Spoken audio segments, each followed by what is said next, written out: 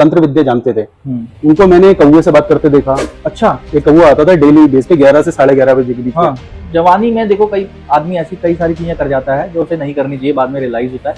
आप भी ऐसे ही एक कंडीशन में कब्रिस्तान रात को जाके तंत्र विद्या के बारे में थोड़ा सा उत्सुक थे आप जानने के लिए, आप गए थे और आपको एक तांत्रिक मिला था। वो मतलब क्या ज्यादा से ज्यादा क्या हो सकता है प्रतिकूल? पैसा खत्म हो जाएगा, सड़क पे आ जाएंगे, आपका मैक्सिमम क्या हानि हो सकती है? मैक्सिमम हानि इंसान की क्या होती है? पृथ्वी लोक में मृत्यु। मृत्यु अपने या अपने किसी प्रिय की। म्यूजियम में जो नील आर्मस्ट्रांग का शूज रखा है वो फ्लैट है बिल्कुल, उसमें भी कोई लाइंस नहीं है। और लेकिन जो मून लैंडिंग में जो शूज है उसमें लाइंस है, तो वो प्लूटो ग्रह है जिसको ग्रह की श्रेणी से हटा दिया, बौने ग्रह में डाल दिया। वो अभी तक जब से खोजा गया तब से सूर्य का एक चक्कर नहीं लगा पाया। हम दूसरे ग्रह पे जा रहे हैं, चंद्रमा पे जा रहे हैं, मंगल पे जा रहे हैं, लेकिन हम अभी समुद्र के मैक्सिमम गर्त में नहीं जा पाए। बिल्कुल ना, हमारे पास उसके जाने का अभी तक कोई साधन है। ऐसा हो सकता है कि मिल्की वे में महादेव हैं, लेकिन जो दूसरे गैलेक्सीज हैं उनमें हर जगह अलग अलग उनके कुछ भगवान होंगे। सब ऑपरेटिंग हेड के ऊपर कोई ब्रह्मांड में कोई और भी है।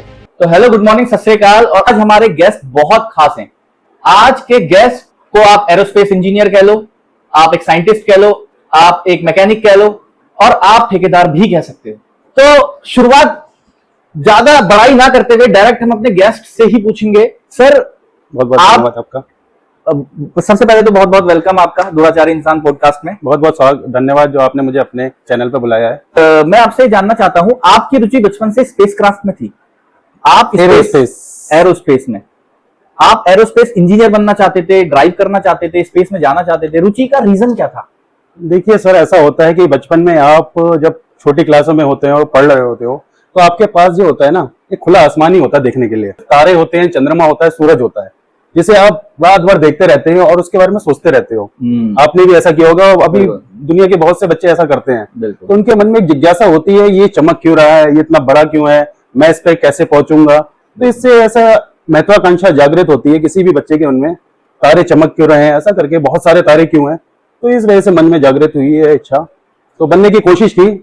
ठीक है पल्याल जी, ये तो बहुत बेसिक सा आपने बताया कि सारे बच्चों में जिज्ञासा होती है। खैर, इसको थोड़ा सा आगे चलते हैं। मैं जानता हूं ये पॉडकास्ट जैसे जैसे हम आगे जाते जाएंगे वैसे वैसे डीप होता जाएगा, क्योंकि गहन नॉलेज का भंडार ये आदमी बैठा हुआ है मेरे सामने और मैं जानता हूं काफी अरसे से इनको। सबसे पहले आप ये बताइए, लोगों को अभी यही नहीं पता है कि जो अमेरिका का नासा है या हमारा इसरो है, जो भी ये ऑर्गेनाइजेशन है जो स्पेसक्राफ्ट में काफी ऊंचाई पे विराजमान है, एस्टेब्लिश्ड स्पेस ऑर्गेनाइजेशन है, इंडियन हो या इंटरनेशनल हो, इसमें जाने के लिए व्हाट इज द मेथड? मतलब आदमी को पढ़ना क्या है, कोर्स क्या करना है, कौन सा कंपटीशन की तैयारी करनी है, ऐसा कुछ आप जैसे सब आप में से बहुत कम लोग जानते होंगे कि सिर्फ 2 नंबर से ये आदमी इसरो में चयन होने से रह गए। काफी दुख होता है इस बात का। पल्याल जी, अब शुरू करते हैं। What is the basic purpose of today's podcast, what is the main agenda of today's podcast. अब शुरू करते हैं, यहां से ड्राइव करते हैं ब्रह्मांड की वो बातें, वो अनसुलझे रहस्य एक आम आदमी के लिए काल्पनिक है, लेकिन अगर हम उन बातों को आपकी नजर से देखें तो वो या तो एक आध्यात्म की ओर जाते हैं या किसी एनर्जी की तरफ जाते हैं। सही बात। तो वो शुरू करते हैं। तो सबसे बेसिक से सवाल से शुरू करते हैं। सबसे पहला सवाल, ये जो स्पेस है, जो ब्रह्मांड है, इसमें सबसे चौंकाने वाले सच ऐसे कौन से हैं जिसे आम आदमी जैसे कि मैं नहीं जानता हूं? ब्रह्मांड का सबसे चौंकाने वाला सच तो यही है कि हम इसका 99% हिस्सा और पार्ट जानते ही नहीं जानते हैं। जैसे हमारे एक साइंटिस्ट हुए थे गैलीलियो 16वीं शताब्दी में, उन्होंने ग्रहों की खोज दूरबीन से स्टार्ट करी, उनकी जो जिज्ञासा हुई, और 16वीं शताब्दी से लेके हम यहाँ तक पहुंचे हैं। 300 से 400 साल के गैप में भी हम ब्रह्मांड को तो छोड़िए, हम पृथ्वी को भी अभी तक या हमारे सौर मंडल के बहुत से ग्रहों के बारे में अभी तक सही से जान नहीं पाए हैं। तो हमारा जो पूरा ब्रह्मांड है पूरी तरह से 99% डार्क एनर्जी, डार्क मैटर से भरा हुआ है। तो बहुत ही आम इंसान के लिए, जो एक पृथ्वी लोक का वासी है, उसके लिए खोजना और उसको रहस्य को उजागर करना बहुत ही मुश्किल हो जाता है। अगर आप ब्रह्मांड की साइज के बारे में या उसके अंदर जो भी पार्टिकल्स हैं, ग्रह हैं, उस तक पहुंचने में हमें लाइट ईयर की स्पीड चाहिए। फिजिकली ये पॉसिबल है नहीं। जो हमें समझ में आया कि हम अभी 1% ब्रह्मांड को जानते हैं, बाकी 99% डार्क मैटर है या डार्क एनर्जी है। अब ये डार्क मैटर और डार्क एनर्जी क्या है, इसको हम देख सकते हैं क्या? अगर देख नहीं सकते तो क्या महसूस कर सकते हैं? देखो, आप पृथ्वी से कभी भी आसमान के या अंतरिक्ष की तरफ देखोगे ना, जो भी आप देखते हो, आपको टिमटिमाते तारे दिखेंगे चमकते हुए। अब यही अगर आप ISS, जो ऊपर हमारा स्टेशन है, इंटरनेट सैटेलाइट स्टेशन, या आप स्पेस में घूमोगे तो आपको ये तारे नहीं दिखेंगे, आपको पूरा ब्लैक दिखेगा। कि ब्रह्मांड का सबसे बड़ा जो अभी तक ऑब्जेक्ट मिला है आकाशगंगा है। मिल्की वे हमारी हो गई, हाँ। जिसमें हमारा पृथ्वी, हमारा सौरमंडल है। लेकिन ऐसी बहुत सारी असंख्य हमारी गैलेक्सियां हैं, वो भी एक अनुमानित है, वो भी पिक्टोरियल व्यू मिला है उनको। उन्होंने वो एक कभी ग्रहों की चाल के आधार पे हमारी मिल्की वे का चित्र बनाया है। ये जो पूरा है हमारी मिल्की वे से लेके जो हमारी पास की जो गैलेक्सी है ना एंड्रोमेडा, वहां पे कुछ भी नहीं है। ये डार्क एनर्जी जो ब्लैक स्पेस है ये ही पूरा कवर करता है। किलोमीटर्स या उसकी डिस्टेंस में नापे तो 93 बिलियन लाइट ईयर बड़ा ब्रह्मांड उनको मिला है। वो उन्होंने प्रकाश की गति, प्रकाश की आप आयु मान लीजिए, जो प्रकाश ने अब तक की गति दूरी तय करी है उस आधार पर करा है। वो भी उन्होंने उसको भी 1% ही कहते हैं वो। मतलब आपकी बातों से जो समझ आ रहा है कि इतने बड़े ब्रह्मांड में इतना सा मिल्की वे हमारा है और उसके अंदर भी इतने से एक प्लेनेट में हम रह आप रहे अभी हैं। सोच के चलिए। ऐसी मिल्की वे आप कितनी कह रहे हो कि मिलियंस ऐसी गैलेक्सी ऊपर स्पेस में है। अब थोड़ी सी आध्यात्म की ओर जानते हैं। मैं जानता हूं आपकी रुचि आध्यात्म में भी और काफी डीप स्टडी आपने उसमें की हुई है। आप पहले तो आस्तिक हो, नास्तिक हो, किसमें मानते हो आप, ये मैं जानना चाहता हूँ। मैं आस्तिक ही हूँ। आस्तिक हो आप, किनको मानते हो? मानने के लिए मैं तो भगवान शिव को मानता हूँ। रुचि जो मेरी है महादेव में ज्यादा है। तो आदि अनंत महादेव सिर्फ मिल्की वे के महादेव हैं या वो अनंत गैलेक्सी जो इस अंतरिक्ष में है उनके भी भगवान महादेव ही हैं?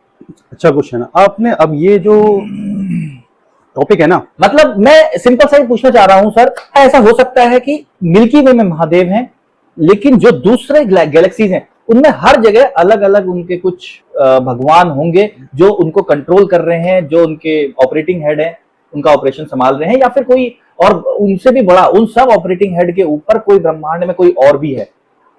हमारे पुराणों के अनुसार विष्णु भगवान 3 रूप में प्रकाश से पाए जाते हैं इस ब्रह्मांड में। ठीक है, आप अब पढ़ोगे, थोड़ा सा बताओ इसके बारे में। वो इस पूरे ब्रह्मांड के एक समुद्र में रह रहे हैं जिनको कार्लोदक्षाई सागर कहते हैं, और वो कार्लोदक्षाई विष्णु के नाम से जाने जाते हैं। उनके श्वसन क्रिया से जब वो सांस लेते हैं या सांस छोड़ते हैं अनंत ब्रह्मांड बनते हैं, तो ब्रह्मांडों की उत्पत्ति होती है और हाँ, विनाश हो जाता है। ये मैंने पढ़ा हुआ है। ये आप पुराण की बात कर रहे हो, राइट? पुराणों के हिसाब विष्णु से पुराण में, हाँ।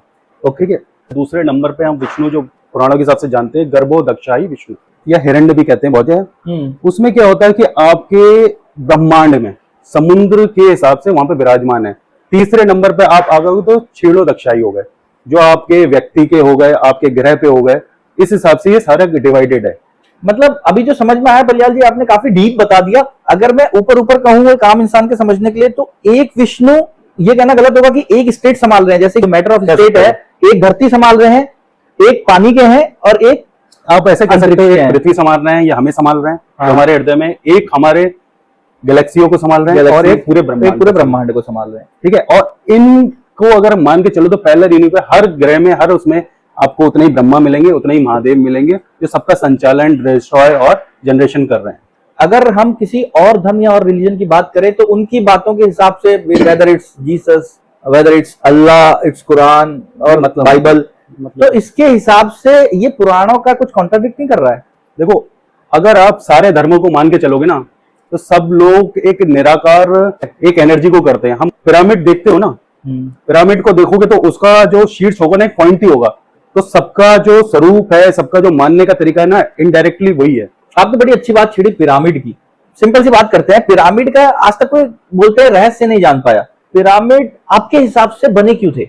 हम जितना पृथ्वी के स्पेस के बारे में जानते हैं ना, उतना पृथ्वी के समुद्र और उतना हम पृथ्वी पे जो क्षेत्र है उसके बारे में नहीं जानते। हम दूसरे ग्रह पे जा रहे हैं, चंद्रमा पे जा रहे हैं, मंगल पे जा रहे हैं, लेकिन हम अभी समुद्र के मैक्सिमम गर्त में नहीं जा पाए। बिल्कुल, ना हमारे पास उसके जाने का अभी तक कोई साधन है। एवरेस्ट पे आप हमेशा देखोगे कि हजारों लोग चढ़ जा रहे हैं, जबकि उसकी ऊंचाई 8,848 है, ऑक्सीजन भी नहीं है। बिल्कुल, हमारा माउंट एवरेस्ट से भी ज्यादा समुद्र में गर्त है, मरियाना ट्रेंच आपने सुना होगा। बिल्कुल, 11,000 किलोमीटर से भी ज्यादा है उसका। बट पलियाल जी, वहां लोग कोशिश करी है, 11 किलोमीटर, हाँ, मीटर से भी ज्यादा उसका। उसमें सर कोशिश करी है लोगों ने और कुछ ऐसी घटनाएं हुई हैं शायद।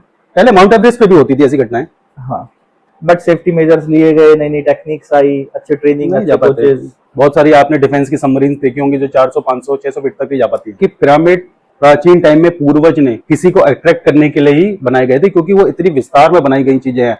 और आपने देखा होगा कई बार वहां पे ना 3 तारों का भी उल्लेख होता है। ताजमहल भी बना है, बहुत सारे ऐसे बने हुए हैं, लेकिन जितने भी वो 3 पिरामिड हैं वहां पे बहुत सारे बने, सब एक ही डायरेक्शन में, स्पेसिफिक एंगल, स्पेसिफिक ज्योमेट्री के साथ जो बने हुए हैं, चाहे बड़े हैं छोटे हैं। आपकी बात से मैं एग्री करता हूँ, बट पलियाल जी आजकल कुछ ये भी सुनने में आता है, कुछ लोग कहते हैं कि ये शिव मंदिर था कुछ। अब देखो, कहने के लिए आप कुछ भी कह सकते हैं, लेकिन जब तक आपके पास प्रमाण नहीं हो आप कुछ नहीं कह सकते।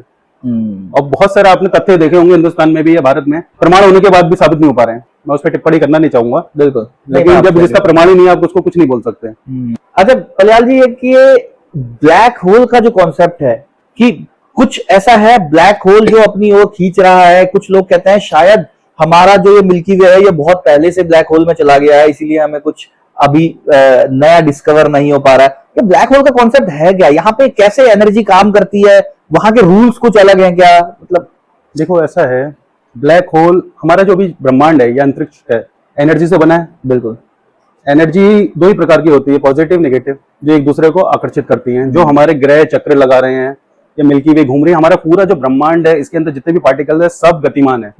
पहले ऐसा माना जाता था कि सूर्य स्थिर है, लेकिन हमारा सूर्य भी गतिमान है, हमारी मिल्की वे भी गतिमान है, हमारा सूर्य भी 8 लाख पर सेकंड किलोमीटर पर सेकंड के हिसाब से आगे चल रहा है। ठीक है, अब क्या होता है ना, हमारे जो मिल्की वे, आपको एक छोटा सा एग्जांपल देता हूँ, हमारा मिल्की वे के चारों ओर जितने भी ग्रह हैं, हमारे मिल्की में कम से कम 200 अरब सूर्य हैं, हमारे सूर्य से बड़े या उसके बराबर। जब सूर्य 200 अरब है तो ग्रह की संख्या तो आप जान ही सकते हो कितने हैं। बिल्कुल, हमारे सूर्य में कम से कम 9 ग्रह हैं, एक को हटा दिया है लेकिन वो है तो ग्रह ही अभी भी। हमारा जो मिल्की वे के सारे पार्टिकल है ना, वो एक सुपरनोवा सेजिटेरियन ए करके एक ब्लैक होल के चक्कर लगा रहे हैं। ओके, ब्लैक होल की उत्पत्ति जो अभी प्रमाण साबित हुए हैं, हर तारे की एक लाइफ होती है जो अनुमानित है 10 अरब वर्ष। ठीक है, तो उसके अंदर जो भी गैसेस होती हैं, जैसे हमारा सूर्य का एग्जांपल ले लीजिए, इसके अंदर हाइड्रोजन है, वो जब तक जलती रहेगी तब तक वो चमकता रहेगा। जिस दिन उसके अंदर से हाइड्रोजन खत्म हो गई है, उसने हीलियम बनाना शुरू करा, उसके बाद वो खत्म हो जाएगा। ठीक है, वो एक ब्लैक होल के रूप में कन्वर्ट हो जाएगा। ब्लैक होल मतलब ये होगा कि उसके अंदर इतना वैक्यूम क्रिएट हो जाएगा, निर्वात वो अपनी तरफ सबको खींचने लग जाएगा। मतलब आप ही कह रहे हो कि वो सूर्य में जब हाइड्रोजन खत्म हो जाएंगे, हीलियम बनना बंद हो जाएगा, या गैसेस फ्यूजन जो एक्टिविटी वहां पे होती है, वो रिएक्शन, फ्यूजन रिएक्शन जब खत्म हो जाएगा वो ब्लैक होल बन जाएगा। वो ब्लैक होल बन जाएगा। अब जैसे हमारे सूर्य की अनुमानित आयु है 10 अरब वर्ष, जिसमें से उसने 4.5 अरब वर्ष का कार्यकाल पूरा कर लिया है। ठीक है, ठीक है, अब जो बचे हैं अप्रोक्स 5 अरब वर्ष, ठीक है, उसमें जितनी हाइड्रोजन है वही जल रही है। जिस दिन वो खत्म होना शुरू हो गई तो उसके केंद्र में क्या होगा ना, हीलियम का उत्सर्जन होगा। ओके, और हीलियम ऐसा होगा जो सूर्य की जो सीमाएं उसको पार करके सारे ग्रहों को खा जाएंगी और वो एक ब्लैक होल में कन्वर्ट हो जाएगा। और ये सौर मंडल हमारा पूरा खत्म हो जाएगा। और ऐसा होता है रोज, हमें पता नहीं चलता है। आपने देखा होंगे बहुत से तारे जो दूर दूर है, शायद वो खत्म भी हो गए क्योंकि उनका प्रकाश आने में हाँ बिल्कुल कई करोड़ों प्रकाश वर्ष लग जाते हैं। तो ये ब्लैक होल एक नॉर्मल वो है, इंसान का जीवन होता है, मृत्यु होती है, बिल्कुल, मतलब इट्स अ डेथ ऑफ। बस उसमें क्या है कि वो इतना डेंस है, इतना हैवी है कि उसके अंदर जो चीज जाती है, प्रकाश, टाइम, सब, कि वो इतना इतना ह्यूज इंटेंसिटी में वैक्यूम क्रिएट कर पा रहा है। अब क्या आपने जैसा कहा कि हमारा मिल्की वे भी क्या पता किसी ब्रह्मा ब्लैक होल हो सकता है, उसी के अंदर इतना बड़ा तारा हो सकता है। मेरी तो कुछ ऐसी भी धारणा है कि अगर मैं मानता हूँ कि जैसे हमारे शरीर में जीवाणु है, कीटाणु होते हैं, बिल्कुल, क्या पता उनके लिए हमारा शरीर ही ब्रह्मांड हो और हमारा दूसरा जो व्यक्ति का शरीर वो दूसरा यूनिवर्स हो सकता है। कभी हम किसी बहुत बड़े मनुष्य के शरीर के कीड़े हो, कीटाणु हो, जीवाणु हो, ये भी एक सोचने की परिकल्पना है। हम उसी के जैसे हमारा सूर्य जब से पैदा हुआ है वो पूरे मिल्की वे का 20 चक्कर ही लगा पाया है, अप्रोक्स 5 अरब वर्ष। ठीक है, वो तो छोड़िए, हमारे जो प्लूटो ग्रह है, जिसको ग्रह की श्रेणी से हटा दिया, बौने ग्रह में डाल दिया, वो अभी तक जब से खोजा गया तब से सूर्य का एक चक्कर नहीं लगा पाया है, क्योंकि उसका 288 वर्ष होता है एक चक्कर का, परिक्रमा का वर्ष।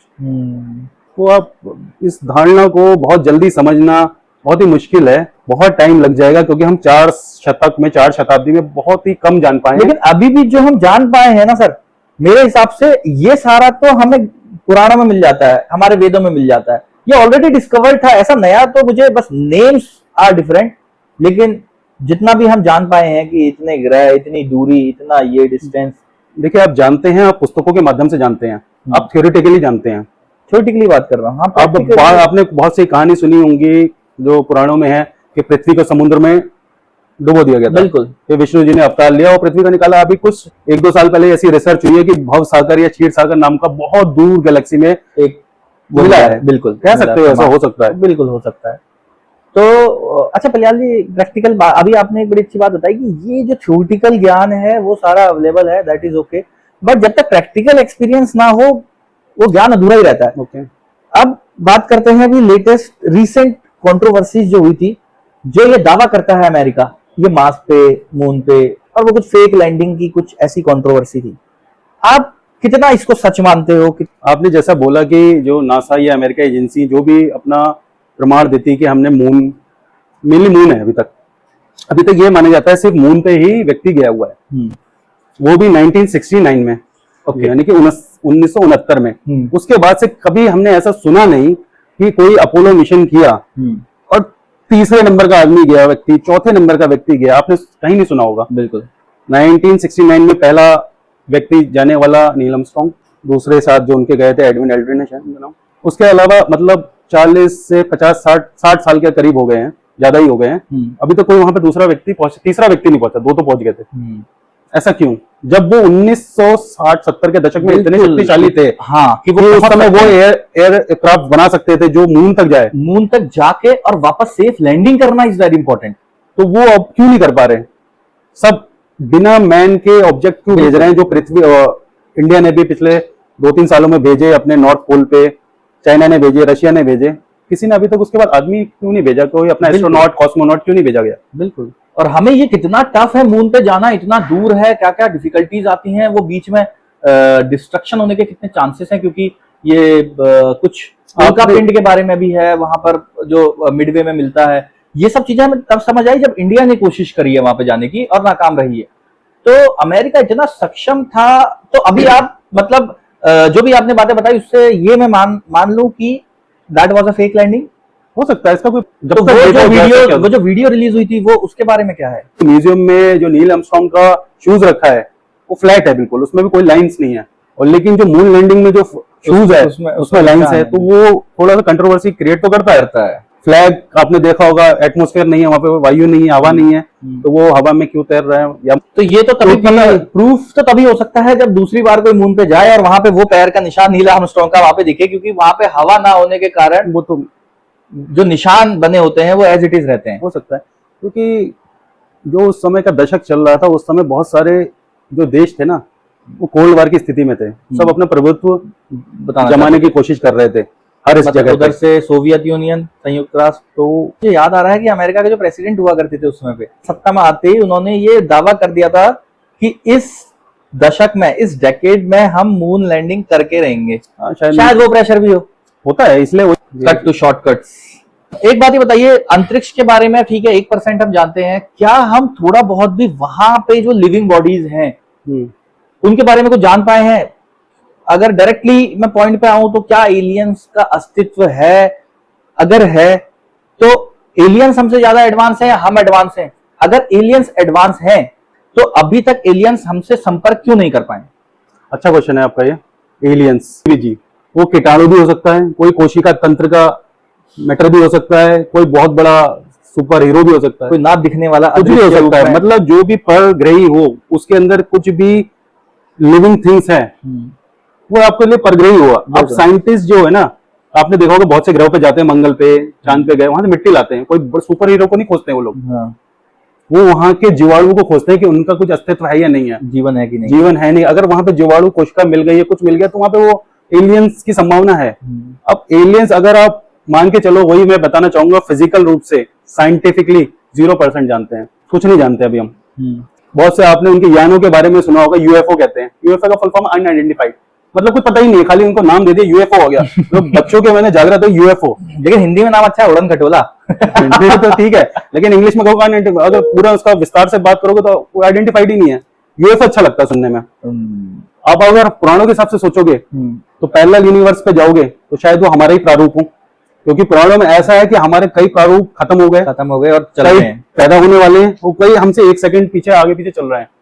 मल्टीवर्स थ्योरी पे हो गए, वो पैरेलल यूनिवर्स हो गई। कि आपने बहुत सारी श्री राम जी की कथाएं सुनी होंगी, तो उसमें ऐसे बहुत सारे श्री राम जी के जन्म हो गए, हनुमान जी उनकी अंगूठी लेने के गए, तो ये थ्योरी आपको हमारे पुराणों में मिलेगी। बिल्कुल, पुराणों में वो भी है, वो जिसने रामायण भी देखी है, महाभारत भी देखी है, कितनी रामायण देख चुका है, वो है। ये आपको पुराणों में आपको सारे उल्लेखित मिलेगा, लेकिन ये रिसर्च या खोज के तौर पर अभी तक प्रमाणित नहीं हुआ, क्योंकि शायद वो हमारी क्षमता ही नहीं है। हमारे ऋषि मुनि चाहे तो वो भी साइंटिस्ट बन सकते हैं, लेकिन वो तब करते हैं या साधना करते हैं, शायद उनको ये तरीका ज्यादा अच्छा लगता है ब्रह्मांड की सच्चाई जानने में, बिल्कुल शायद उससे वो ज्यादा खोज प्राप्त कर सके। तो ये तरीका है, एलियन होंगे, ऐसा नहीं है कि हमारा इतने अरबों खरबों तारे हैं हमारे मिल्की वे में कि हम ही इतने अच्छे हैं कि हम गाड़ी चला रहे हैं, इतने सौभाग्य वाले हैं कि हम घरों में रह रहे हैं, ऐसा नहीं हो सकता।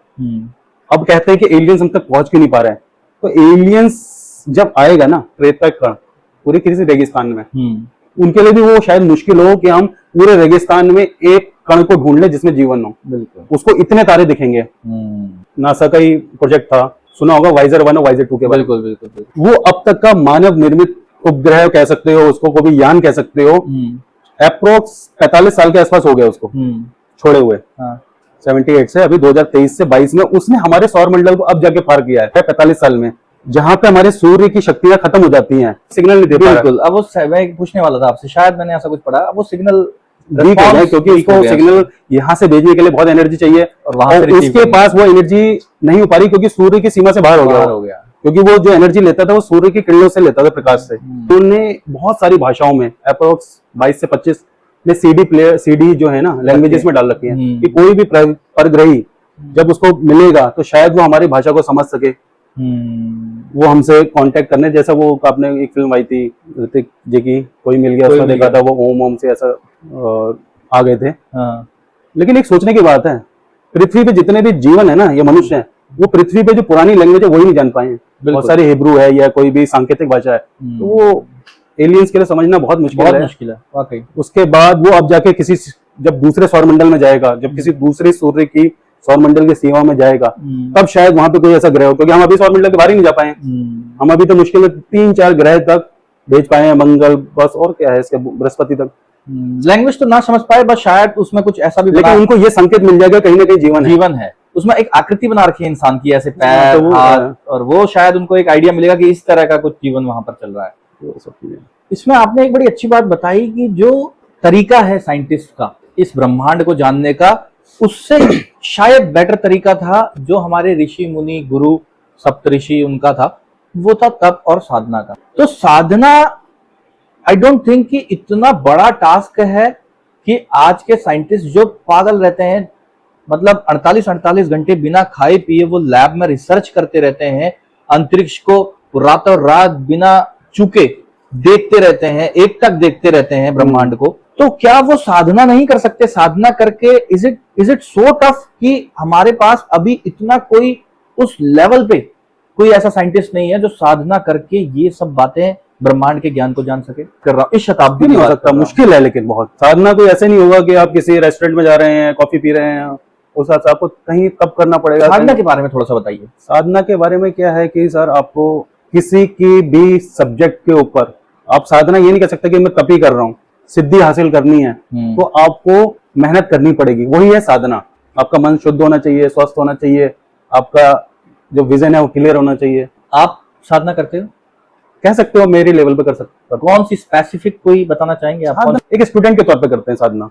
आपने बहुत बड़े बड़े साइंटिस्ट सुना होगा कि I am the student of this topic physics, ये वो कभी अपने को प्रोफेसर नहीं कहता है। अगर आपकी साधना कभी सफल हो गई जीवन में और आपको जवाब में सवाल का जवाब जानने का मौका मिले, तो वो सवाल क्या होगा उस सब पे बैक सिचुएशन? अगर मुझे कोई ऐसा वरदान मिल जाता है ना, तो लोगों, आपने देखा होगा समाज में बहुत सारी भ्रांतियां चल रही हैं हर चीज को लेकर। जैसे देश लेवल पे ले सकते हैं भ्रांतियां, ये मेरा ये तेरा। अगर स्टेट लेवल पे चलें या कंट्री लेवल पे चलें, हमारी सुपीरियरिटी कॉम्प्लेक्स कह सकते हैं, जो भी आप, हमारी जाति, मेरा भगवान, तो उनको ये क्लियर करवाना चाहूंगा कि ऐसी शक्ति अगर मुझे मिल जाए ना, तो भैया ये है स्विच, ऐसा टीवी है, आप अपना पूरा पिछला रिकॉर्ड जान लो, कई वर्षों का आप क्या था और जो मेन ओरिजिन है वो क्या है, जिससे लोगों की सारी गलतफहमियां दूर हो जाएं और सब एक दिशा में जाएं। शानदार जवाब, शानदार। मतलब आप स्टार्ट से बताना चाहते हो कि दिस इज द ओरिजिन, ये धर्म था, ये कानून था, और वो बढ़ते बढ़ते बढ़ते विभाजित होते होते अपनी सहजता के अनुसार लोगों ने आज, बस जिसको जैसा अच्छा लगता है वैसा वो चेंज करता चला जाता है, फिर वो आपको अपना कुछ नाम दे दे, कुछ दे दे। तो सीधा सवाल, आप क्या मानते हो, क्या था, स्टार्ट कहां से था? साइंस की लैंग्वेज में जानना चाहो ना, तो आपने 2008 या 9 के गॉड पार्टिकल का नाम सुना होगा। हाँ जी बिल्कुल। प्रोटॉन्स बीम को छोड़ा गया, उससे एक पार्टिकल निकला जिसका नाम हिग्स बोरॉन करा, दो साइंटिस्ट थे, रदरफोर्ड और वो, नहीं वो अलग चीज हो गया। स्टार्ट तो रदरफोर्ड ने किया था। वो तो अलग उन्होंने खोज करी थी परमाणु एटम की। हाँ। मैं जो अभी ये 2008 से लेकर 2008 वाला नहीं है। 9 के बीच में फ्रांस और स्विट्जरलैंड के नीचे हाँ, तो एक उन्होंने एक टनल बनाई, नोवास्की करके कुछ था। टनल बनाई थी। बिल्कुल, उसमें क्या होगा, 2 प्रोटॉन बीम्स को विपरीत डायरेक्शन में छोड़ा गया था और उनको टकराया था। हाँ, ओके। तो उसके कई टाइम के बाद जो सबसे पहला पार्टिकल बना था ना, तो उसका नाम उन्होंने गॉड पार्टिकल गॉड पार्टिकल रख दिया था। यस, उसको हिग्स बोसॉन भी कहते हैं। जो 2 साइंटिस्ट पर रिसर्च कर रहे थे, इंडिया और एक वहां का। अब वहां से उत्पत्ति मानी जाती है कि ब्रह्मांड में भी ऐसा ही उत्पत्ति हुई होगी। बिल्कुल। बहुत सारा ब्रह्मांड हमारा जब फटा होगा या विस्तार हुआ होगा तो बहुत सारे छोटे छोटे ग्रह बने होंगे। बिल्कुल, ठीक है। बहुत लाखों करोड़ों सालों के बाद हमारे किसी न किसी चीज पे जीवन आ गया। तो ये हमारा उत्पत्ति का तो मेन कारण है। अब लेकिन आप मान के चलो कि पृथ्वी लोक पे लोगों को जीवन का आधार चाहिए, तो सबने अपने प्रतिकूलता को निर्धारित करते हुए, अपने एरिया को निर्धारित करते हुए, अपनी लैंग्वेज को निर्धारित करते हुए, अपने परिधान को निर्धारित करते हुए अपना सर्वे सर्वा निर्धारित किया है। गॉड कह सकते हो, देव कह सकते हो, सब। तो सर, पॉडकास्ट खत्म करने से पहले एक आखिरी सवाल मैं आपसे जानना चाहता हूँ। अभी तक हमने साइंस की बातें करी, आध्यात्म की बातें करी और उनसे निकलती हुई एनर्जी की बात करी, जो कि हालांकि पॉजिटिव साइड में ही थी। अब मैं बात करता हूं तंत्र की, जिसको नेगेटिव एनर्जी भी बोल सकते हैं, है ना। उस बारे में आपका क्या विचार है? इनकी उत्पत्ति कहां से हुई? क्या ये सेफ है? लोग इसको नेगेटिव तरीके से क्यों देखते हैं? किस तरीके से तंत्र विज्ञान को आगे हम अपनी लाइफ का एक पार्ट बना सकते हैं? क्या इसमें कोई एक आम आदमी माहिर हो सकता है बिना गुरु के? हो सकता है। अब जैसे आपने जो ये अभी टॉपिक किया तंत्र विज्ञान का, दुनिया में बात करी थी, एनर्जी व्याप्त है हर जगह, इंसान, पेड़, सब में। किसी में पॉजिटिव है, किसी में नेगेटिव है। बिना पॉजिटिव नेगेटिव एनर्जी के ये दुनिया नहीं चल सकती। तंत्र विद्या भी ऐसी है। आप इससे बहुत सारी चीजें प्राप्त कर सकते हो और बहुत सारी चीजें गवा भी सकते हो। जैसे इसकी अनुकूलता प्रतिकूलता दोनों है। आप कोई भी सिद्धि प्राप्त कर रहे हो, आप कोई भी, आपने तंत्र विद्या किसी अच्छे काम के लिए करी या तंत्र विद्या किसी के उपकार के लिए करी, लेकिन आपने कहीं पे भी आपके मन में ये आया कि मैं इससे किसी दूसरे की हानि या नुकसान करने की कोशिश करूं, तो शायद वो आपके प्रतिकूल भी हो प्रतिकूल भी हो सकती है। कोई एग्जांपल, मतलब क्या ज्यादा से ज्यादा क्या हो सकता है प्रतिकूल? पैसा खत्म हो जाएगा, सड़क पे आ जाएंगे। आपका मैक्सिमम क्या हानि हो सकती है? मैक्सिमम हानि इंसान की क्या होती है पृथ्वी में? मृत्यु। अपने या अपने किसी प्रिय की। आपको अपने सगे संबंधियों को इतना महत्व नहीं होगा जब तक आपका जीव प्राण आपके शरीर में। आपको अपने को ही बचाना होगा। जब आप अपने आप को बचा पाओगे तभी आप दूसरों के लिए परोपकार या उपकार या हानि पहुंचा पाओगे। जी बिल्कुल, ये बात मैं समझ गया। अभी आपने एक बात कही कि इसमें एक ही कंडीशन होती है, जो आपने फैमिली वाली बात कही, या तो ज्यादा से ज्यादा मृत्यु या फिर अपने परिवारजनों के जो सगे संबंधी हैं आपके, उनको कोई हानि। तो क्या ये जरूरी होता है तंत्र विद्या स्टार्ट करने से पहले कि इस चीज का आपको बताया जाता है कि भाई कोई आपका मतलब बलि की बात करें अगर, इससे कहीं ना कुछ रिलेशन है क्या? तो बलि प्रथा होने का कारण ये भी हो सकता है कि उस समय के जीवन काल में आपने देखा होगा कोई बलि होती है, कितना % हिस्सा किसी जो चढ़ाया जाता है वो कितना होता है, यूज करते हो। मैंने देखा कि सब जो मानव होता है वही खाया होता है। आप उसको हल्का सा कुछ और जेस्चर भी दे सकते हो। जब इस पे बहुत ध्यान दिया तो उसके बाद से मैंने छोड़ दिया ये सब चीजें। क्या आप एक बार व्यूअर्स को बताना चाहोगे कि जवानी में देखो कई आदमी ऐसी कई सारी चीजें कर जाता है जो उसे नहीं करनी चाहिए, बाद में रियलाइज होता है। आप भी ऐसी ही एक कंडीशन में कब्रिस्तान रात को जाके तंत्र विद्या के बारे में थोड़ा सा उत्सुक थे आप जानने के लिए, आप गए थे और आपको एक तांत्रिक मिला था, वो उसके बारे में कुछ बताना चाहेंगे? देखो ऐसा होता है कि वही जैसा आपने बताया कि अर्लियर टाइम में, कॉलेज टाइम पे आप बोलोगे तो लोगों के मन में ये मेरी मतलब एक घटना है, ये सच्ची घटना है और इसमें मैं वो नहीं बताना चाहूंगा ज्यादा खास। कि ऐसा था, हम हॉस्टल लाइफ में रह रहे होते हैं, तो हॉस्टल लाइफ में ऐसा था कि हमारे यहाँ कमरे थे 8 और हमारा जो सबसे लास्ट का कॉर्नर कमरा था ना, उसमें एक चीज होती थी कि रात के टाइम पे शाम के 5 बजे के बाद तो थोड़ा सा अंधेरा अंधेरा होने लगता है ना, तो उसकी जो वॉल दीवार थी ना उस पर बहुत जोर की आवाज होती थी थक से। उस लास्ट वॉल पे बहुत ज्यादा वाइब्रेशन होता था। तो लोग क्या करते थे, जो हमारे साथ के थे, वो शाम को 5 होने के बाद, जैसे ज्यादा लोग नहीं रहते, 8 कमरे तो 8-9 लोग ही रहते थे, कोई बाहर जा रहा है तो डर के मारे सब बाहर चले जाते थे, क्योंकि वो जैसे जैसे अकेला कोई होता ना तो जल्दी जल्दी आने लगती थी आवाज।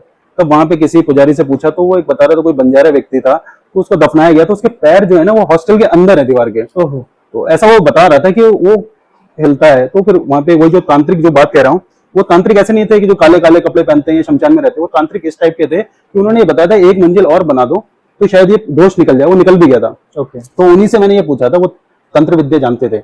उनको मैंने कौवे से बात करते देखा। अच्छा। एक कौवा आता था डेली बेस पे 11 से 11:30 बजे के बीच में। वो आता था, वो हिलता था मुंह से और वो बोलते थे उससे। अच्छा। तो उनसे ऐसे ही मैंने एक बार पूछा कि मुझे अगर ये तंत्र विद्या लेनी है, सीखना है आपसे, तो मुझे क्या करना पड़ेगा। तो उन्होंने एक मजाकिया स्वर में और मजाकिया लहजे में चेक किया था, बताना नहीं चाहूंगा, चेक किया था। तो फिर उन्होंने चेक करने के बाद देखा हाँ। कि वो कितना बलवान है। फिर उन्होंने जो उत्तर दिया कि नहीं हो पाएगा, तुमसे नहीं हो पाएगा, नहीं हो नहीं हो पाएगा, तुमसे ना हो तो उसके पाएगा। बाद से फिर मैंने वो छोड़ दिया जो वो कह रहे थे।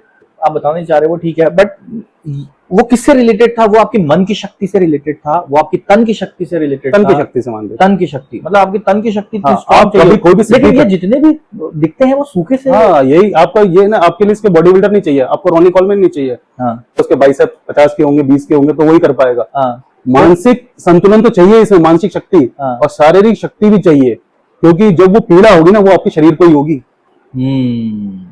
तो आई थिंक सर बहुत ही इंटरेस्टिंग टॉपिक पे हम जा रहे हैं, बट ये डाइवर्ट हो रहा है हमारे आज के पॉडकास्ट से। आज का पॉडकास्ट ब्रह्मांड के ऊपर था, ब्रह्मांड के काफी सारी बातें की, जानकर बहुत अच्छा लगा सर आपसे मिलकर। और जल्द ही हम आपके साथ दूसरा पॉडकास्ट करने वाले हैं, जो नेगेटिव एनर्जी में आपका मुझे इंटरेस्ट अभी अभी दिखाई दिया है, इसको हम आगे एक्सटेंड करेंगे पॉडकास्ट पार्ट 2 में। जी, तब तक के लिए बहुत बहुत नमस्कार, जय श्री राम। धन्यवाद।